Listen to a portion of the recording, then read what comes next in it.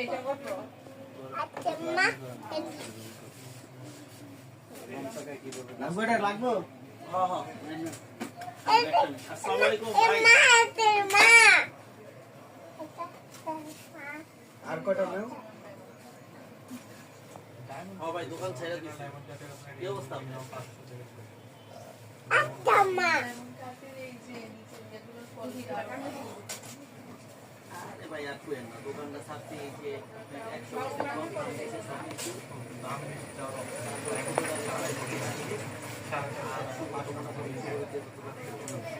quality কোয়ালিটির উপর